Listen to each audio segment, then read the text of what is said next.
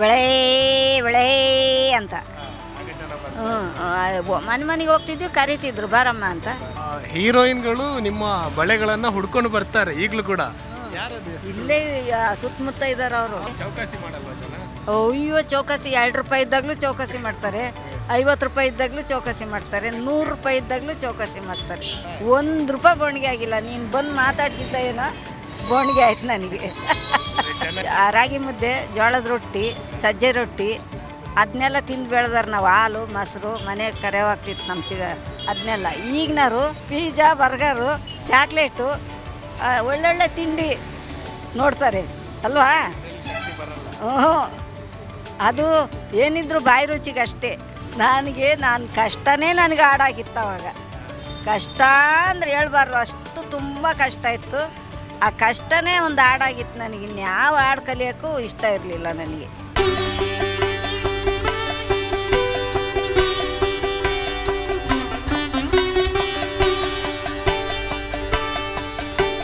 ಈ ಗಾಜಿನ ಬಳೆಗಳನ್ನು ಯಾರೆಲ್ಲ ಈಗಲೂ ಕೂಡ ಧರಿಸ್ತಾ ಇದ್ದೀರಾ, ಮತ್ತು ಈ ಹಿಂದೆ ಯಾವಾಗಲಾದರೂ ಧರಿಸಿದ್ದೀರೋ, ನಿಮಗೆ ಈ ಒಂದು ಗಾಜಿನ ಬಳೆಯ ಅನುಭವ ಏನಿದೆ ಮತ್ತು ಈ ಗಾಜಿನ ಬಳೆ ಬಗ್ಗೆ ನಿಮಗೇನು ಗೊತ್ತು? ಫಸ್ಟ್ ಕಮೆಂಟ್ ಮಾಡಿ. ಇವಾಗ ನಾನು ಸ್ಟೋರಿ ಏನು ಅಂತ ಹೇಳ್ತೀನಿ. ಇವತ್ತು ನಾನು RR ನಗರ ಕಡೆ ಬಂದಿದ್ದೆ. ಇಲ್ಲಿ ನಿಮಿಷಾಂಬ ದೇವಸ್ಥಾನದ ಪಕ್ಕದಲ್ಲಿ ಒಬ್ಬರು ಅಜ್ಜಿ ಕೂತ್ಕೊಂಡು ಬಣ್ಣ ಬಣ್ಣದ ಗಾಜಿನ ಬಳೆಗಳನ್ನು ಮಾರಾಟ ಮಾಡ್ತಾ ಇದ್ರು. ಪಾಪ ಬೆಳಗ್ಗೆಯಿಂದ ಸಂಜೆವರೆಗೂ ಕೂಡ ಅವರಿಲ್ಲಿ ಕೂತು ಈ ಒಂದು ವ್ಯಾಪಾರವನ್ನು ಮಾಡ್ತಾ ಇದ್ದಾರೆ. ಗ್ರಾಹಕರು ತುಂಬ ಕಡಿಮೆ, ಅಂದರೆ ಗ್ರಾಹಕರೇ ಇಲ್ಲ ಅಂತಲೂ ಹೇಳ್ಬೋದು. ಆದರೂ ಕೂಡ ಅವ್ರ ಪಾಡಿಗೆ ಅವರು ಬಳೆ ವ್ಯಾಪಾರವನ್ನು ಮಾಡ್ತಾಯಿದ್ರು. ಹಾಗೆ ಅವ್ರ ಜೊತೆ ಮಾತಿಗೆ ಇಳಿದಾಗ ಅವರು ಭದ್ರಾವತಿ ಅವರು ಅಂತ ಗೊತ್ತಾಯಿತು, ರುದ್ರಮ್ಮ ಅಂತ. 1980ರಿಂದ ಇವರು ಈ ಒಂದು ಬಳೆ ವ್ಯಾಪಾರವನ್ನು ಶುರು ಮಾಡಿದ್ದಾರೆ. 2003ರಿಂದ ಬೆಂಗಳೂರಲ್ಲಿ ಬಂದು ಬಳೆ ವ್ಯಾಪಾರವನ್ನು ಪ್ರಾರಂಭ ಮಾಡ್ತಾರೆ. ಭದ್ರಾವತಿ ಅವರಿಗೆ ಈ ರುದ್ರಮ್ಮ ಅಜ್ಜಿ ಬಗ್ಗೆ ಖಂಡಿತ ಗೊತ್ತೇ ಇರುತ್ತೆ. ಯಾರೆಲ್ಲ ಭದ್ರಾವತಿ ಅವರು ಈ ವಿಡಿಯೋವನ್ನು ನೋಡ್ತಾ ಇದ್ದೀರೋ, ನಿಮ್ಗೆ ಗೊತ್ತಿದ್ರೆ ದಯವಿಟ್ಟು ಕಮೆಂಟ್ ಮಾಡಿ. ಬನ್ನಿ ರುದ್ರಮ್ಮ ಅಜ್ಜಿ ಜೊತೆ ಮಾತಾಡ್ಸೋಣ. ಹೇಗಿದೆ ಬಳೆ ವ್ಯಾಪಾರ, ಮತ್ತು ಈ ಒಂದು ಬಳೆಗೆ ಈ ಹಿಂದೆ ಇದ್ದಂತಹ ಒಂದು ಕದರೇ ಬೇರೆ. ಜನ ಹುಡುಕಿಕೊಂಡು ಬಂದು ಈ ಒಂದು ಬಳೆಯನ್ನು ಖರೀದಿ ಮಾಡ್ತಾಯಿದ್ರು. ಮತ್ತು ಈ ಹಿಂದೆಲ್ಲ ಮನೆ ಮನೆಗೆ ಹೋಗಿ ಈ ಒಂದು ಬಳೆ ವ್ಯಾಪಾರ ಮಾಡ್ತಾ ಇದ್ದಿರುವಂಥದ್ದು. ಇವಾಗ ಬರೀ ಶಾಸ್ತ್ರಕ್ಕಾಗಿ ಅಷ್ಟೇ ಬಳೆಯನ್ನು ಧರಿಸುವಂಥದ್ದು ಮಹಿಳೆಯರು. ಬನ್ನಿ ಅಜ್ಜಿ ಜೊತೆ ಮಾತಾಡ್ಸೋಣ, ಅವರಲ್ಲಿ ತುಂಬ ಅನುಭವ ಇರ್ಬೋದು ಇದರ ಬಗ್ಗೆ. ನಮಸ್ತೆ ರುದ್ರಮ್ಮ ಅಜ್ಜಿ ಅವರೇ, ಹೇಗಿದ್ದೀರಿ? ನಮಸ್ತೆ, ನಾನು ಚೆನ್ನಾಗಿದ್ದೀನಿ. ವಯಸ್ಸಾತು, ಈಗ ಓದ್ಕೊಂಡು ಹಳ್ಳಿ ಮೇಲೆ ತಿರ್ಗೋಕ್ಕಾಗಲ್ಲ. ಅದಕ್ಕೆ ನಾನೇನು ಮಾಡ್ತೀನಿ, ಇವರು ಹೆಂಗಸ್ರಿಗೆ ಕೇಳಿದೆ, ಹುಡುಕಿ ಅಂತ ಬಂದು ಮನೆ ಕೂತ್ಕೊಂಡು ಏನು ಮಾಡೋಣಪ್ಪ, ಜೀವನ ಆಗಲ್ಲ ಅಂತ ಇಲ್ಲೇ ಒಂಚೂರು ಬಳೆ ಇಟ್ಕೊಳ್ಳೋದೇನಮ್ಮ ಅಂದೆ. ಇದು ಬೇರೆ ಸೈಟು. ಅವ್ರೇನಾರ ಕಟ್ಟಡ ಕಟ್ಟಕ್ಕೆ ಶುರು ಮಾಡಿದ್ರು ಅಂದರೆ ಅದು ಜಾಗ ಇಲ್ಲ ಹಾಕ್ಕೊಳಕ್ಕೆ.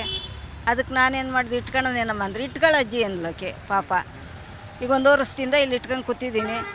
100, 200, 500 ಹಿಂಗೆ ಯಾರ ಮದುವೆ ಶಾಸ್ತ್ರಕ್ಕೆ ಬಂದ್ರೆ ಒಂಚೂರು ಜಾಸ್ತಿ ಸಿಗುತ್ತೆ. ಅದನ್ನ ಮಾಡ್ಕೊಂಡು ಜೀವನ ಮಾಡ್ತಾಯಿದ್ದೀನಿ. ಇವಾಗ ಈ ಗಾಜಿನ ಬಳೆಯನ್ನು ಧರಿಸೋರು ಇದ್ದಾರಾ? ಇದ್ದಾರೆ. ಯಾರು ಧರಿಸ್ತಾರೆ? ಈಗ ಕಾಲೇಜ್ ಹುಡುಗರೆಲ್ಲ ಜಾಸ್ತಿ ತಗೊಂಡೋಗ್ತಾರೆ. ಹೀರೋಯಿನ್ಗಳು ಹುಡುಕ್ಕೊಂಬರ್ತಾರೆ. ಈಗ ಒಂದು ಹೀರೋಯಿನ್ನು ಇದಕ್ಕೆ ಹಾಕಿದ್ದಾಳೆ, ಎಂಥದ್ದು ಯೂಟ್ಯೂಬ್ಗೆ, ಅಲ್ಲೇನಾ ನವೀನ? ಹೀರೋಯಿನ್ಗಳು ನಿಮ್ಮ ಬಳೆಗಳನ್ನು ಹುಡ್ಕೊಂಡು ಬರ್ತಾರೆ ಈಗಲೂ ಕೂಡ. ಇಲ್ಲೇ ಸುತ್ತಮುತ್ತ ಇದ್ದಾರೆ ಅವರು. ಹೌದು, RR ನಗರ ಅಂದರೆ ಜಾಸ್ತಿ ಸಿನಿಮಾ ಸ್ಟಾರ್ಗಳೆಲ್ಲ ಇದೇ ಏರಿಯಾದಲ್ಲಿ ಜಾಸ್ತಿ ಇರೋದು. ಸುತ್ತಮುತ್ತ ಇದ್ದಾರೆ ಅವರು. ಆ ಕಡೆ ಈ ಕಡೆ ಓಡಾಡ್ಬೇಕಾರೆ ಇಲ್ಲಿ ದೇವಸ್ಥಾನಗಳಿಗೆ ಹೋಗ್ಬೇಕಾರೆ ನೋಡ್ಕೊಂಡೋಗಿದ್ದಾರೆ. ನೋಡ್ಕೊಂಡೋಗಿ ಪ್ಲೇನ್ ಬಳೆಗಳು ಜಾಸ್ತಿ ತಗೊಳೋದವರು. ನನ್ನ ಕೈಯಾಗೈತಲ್ಲ ಇಂಥ ಬಳೆ ಜಾಸ್ತಿ ತಗೊಂತಾರೆ. ಈಗ ಎಲ್ಲ ತಗೊಂಡು ಸ್ಟಾಕ್ ಮಾಡ್ಕೊಂಬಿಟ್ಟಿದ್ದಾರೆ. ಇನ್ಯಾವಾರ ಹಬ್ಬ ಬರಬೇಕು, ಇನ್ಯಾವಾರ ಹೊಸ ಡಿಸೈನ್ ಬರಬೇಕು ಅವ್ರು ತಗೊಳಕ್ಕೆ. ಮಾಮೂಲಿ ನಾನು ಕುತ್ಕೊಂತೀನಿ. ಮಗಳ ಕೈಲಾಗಲ್ಲ ಕೆಲಸ ಮಾಡೋಕ್ಕೆ. ಗಾರ್ಮೆಂಟ್ಸ್ಗೆ ಹೋಗ್ತಿದ್ಲು, ಬಿಟ್ಲು. ನಿಮ್ಮ ಭದ್ರಾವತಿ ಕತೆ ಹೇಳಿ. ಭದ್ರಾವತಿಯಲ್ಲಿ ಹೆಂಗೆ ಬಳೆ ಮಾಡ್ತಾ ಇದ್ರಿ? ಮನೆ ಮನೆಗೆ ಆವಾಗ 5 ರೂಪಾಯಿ ಡಜನ್ನು. 80ನೇ ಇಸ್ವಿಗೆ 2.5, 2 ರೂಪಾಯಿ ಕೂತ್ಕೊಂಡೆ. ಈರಪ್ಪರ ಬೆಳೆ ಅಂತ ಮೊದಲು ನಾಚ್ತಿದ್ದೆ. ಬೆಳೆ ಅಂತ.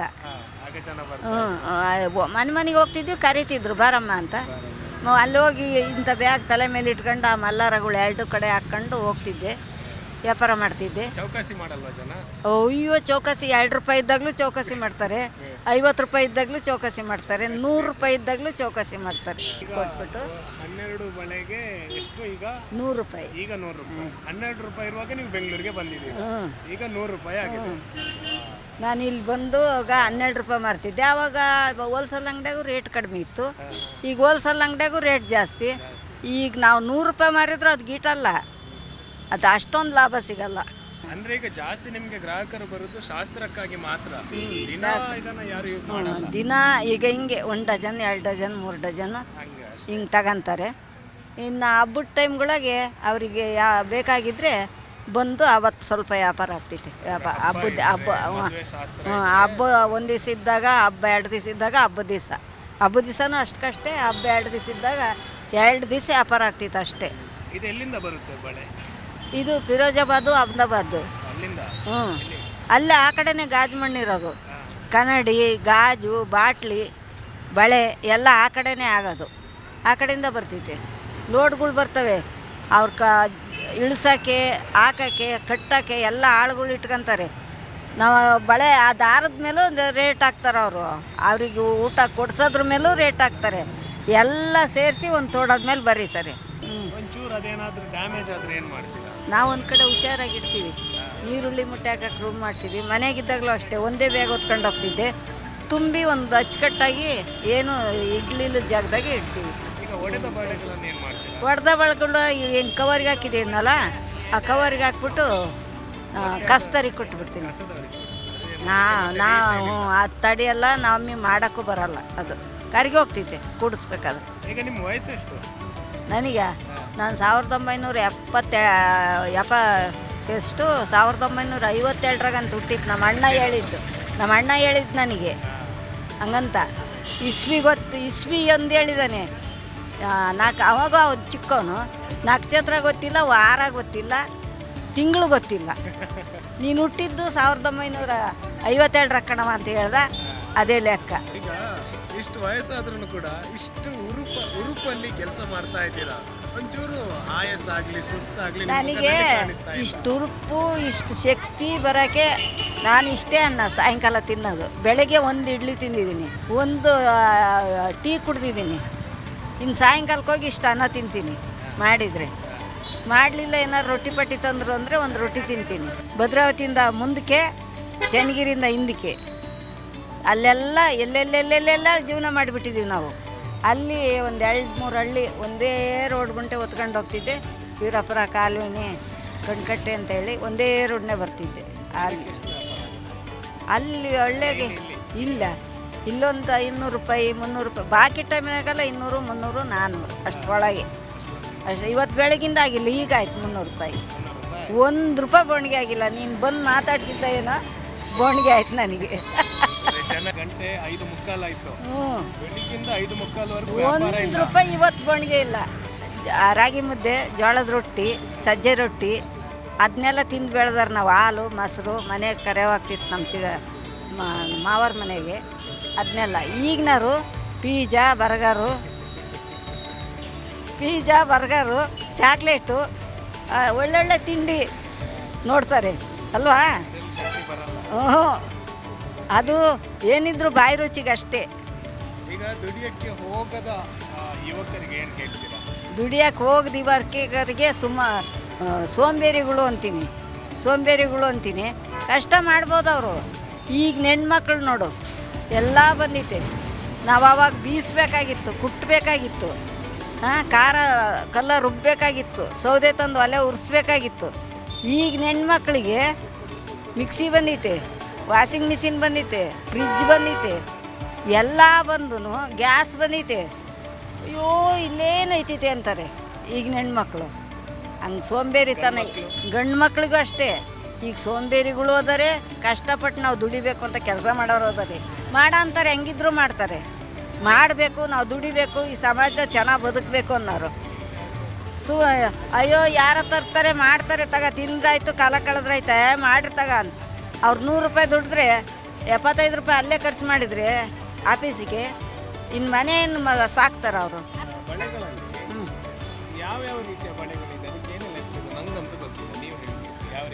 ಅದರಲ್ಲಿ ಪಾಲೀಸು ಅಂತ ಐತೆ, ಎಲ್ವಟ್ಟು ಅಂತ ಐತೆ, ಪ್ಲೇನು ಅಂತ ಐತೆ, ಸಾಣಿ ಅಂತ ಐತೆ, ಕಪ್ಪು ಸಾಣಿ, ಕರೆ ಸಾಣಿ, ಹಸಿರು ಸಾಣಿ ಇದ್ರಾಗೆ ಇದು ಪಾಲಿಸು ಅಂತ 2ನೇ ಪಾಲಿಸ್ ಇದು.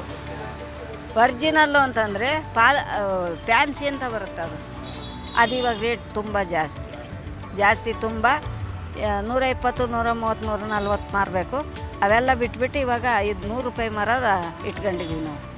ಇವಾಗಲೇ ಒಂಚೂರು ಇಲ್ಲಿ ಕೂತ್ಕೊಂಡು ಅಲ್ಲಿ ಕೂತ್ಕೊಂಡು ತಿರುಗಿ ಒಂಚೂರು ಅನ್ನಕ್ಕೆ ದಾರಿ ಆಗಿರೋದು.